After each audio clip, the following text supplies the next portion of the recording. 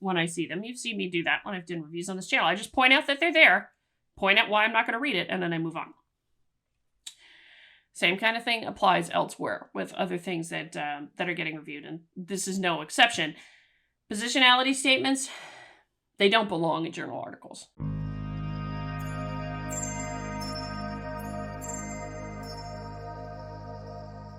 if you've been around on this channel long enough, you know I've talked about positionality statements a few times, how they're basically this this sort of thing that basically talk about all of your demographic characteristics and your life history on the assumption that all of that is the only thing or is the thing that entirely influences how you think and approach a problem, which is not true in the slightest. And a prime example of that is actually Randall Kennedy wrote on this same topic for Heterodox Academy a while back, in which he neatly picked apart the whole idea that people from exactly the same backgrounds and the same experiences will not necessarily think the same at all about a problem. So positionality is just absolutely wild. But it came up again, as Dorian published recently here in the Heterodox STEM Substack, another good Substack to be following if you're not already. Positionality statements. In case you haven't seen them yet, I want to call your attention to the latest attack on the scientific method. Positionality statements in which authors attach totally irrelevant personal information to their scientific manuscripts. The reason we call this totally irrelevant is we don't care what your background is. We care what your ideas are and how you are applying the scientific method, if you are, in your research, and what are your arguments. Your background and all that doesn't matter worth a damn for it, and it's irrelevant. Typical of the illogic of our schizophrenic age, this is occurring at the same time that NSF has banned any personal information on official bio sketches for good reason. Now, I actually didn't know that NSF had done that. I really honestly didn't know that. So it just makes it entertaining. From NSF, individuals are reminded not to submit any personal information in the biographical sketch. This includes items such as home address, home telephone, fax or cell phone numbers, home email address, driver's license number, marital status, personal hobbies, and the like. Such personal information is not appropriate for the biographical sketch and is not relevant to the merits of a proposal. Not relevant to the merits of a paper either, but that's a whole other thing. To give a concrete example of what a positionality statement looks like, see the following. Oh boy. You see this more often in social science journals, and I have seen it a few myself when I've done reviews of papers on this channel. You've had it come for you.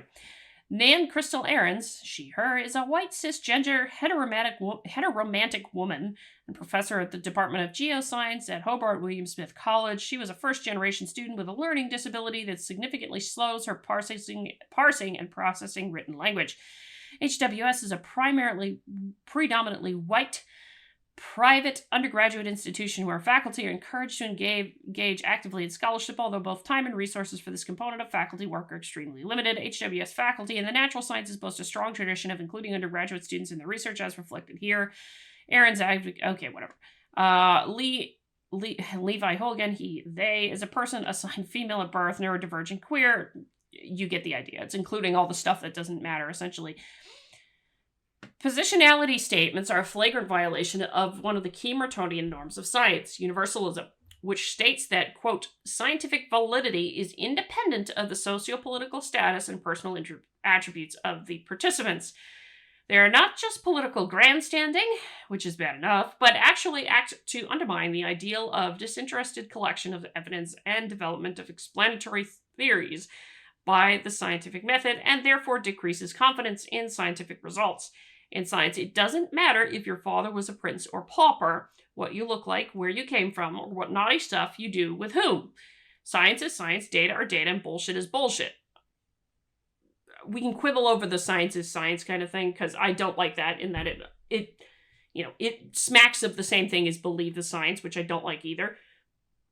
That's neither here nor there. That's a disagreement that Dorian and I could have separately. In order to preserve the integrity of the scientific process, journals should ban positionality statements, and we as reviewers should automatically reject any paper that includes them. I don't know. I mean, obviously in my professional capacity, I've done peer review before. But let's go back up here to this particular aspect. The notion of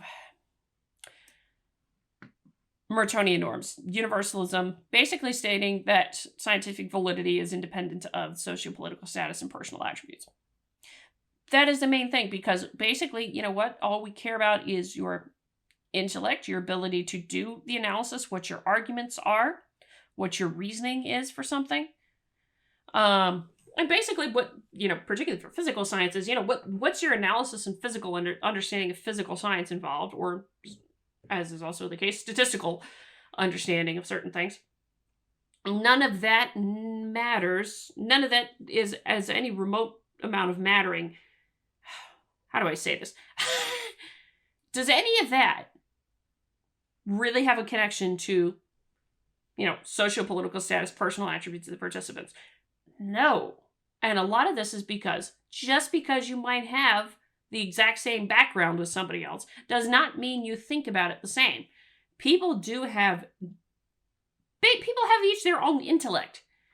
And so Randall Kennedy talked about this in depth again in the Heterodox Academy paper, that just because you have the same experiences, you have the same background, the same demographic characteristics, there is no guarantee under the sun that you're going to end up having the same thoughts about something, the same talents, the same abilities, anything like that.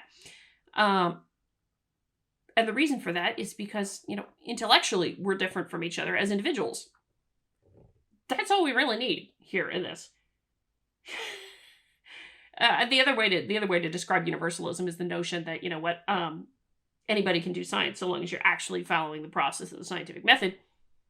Anybody can do science. This stuff is irrelevant. Now, you have seen me on this channel when I do reviews of papers with positionality statements in them, that I don't read them, ever. I never read them. And I have a general policy with reviewing any paper that I don't even look at who the authors are. There may be twice when I do. It's once at the beginning and once at the very end. The reason I say it's once at the beginning is because if you're doing peer review at all, you want to make sure you don't have a conflict of interest, in the sense that you want to be sure you didn't write an article alongside somebody previously, and so you'd be more prone to perhaps review that article favorably. Check for common authorship. Check it for somebody. Is there somebody amongst the co-authors of the paper that has been submitted for your review? The other time I check, actually anything about the author's names, is basically like in write-up of the review. That's it.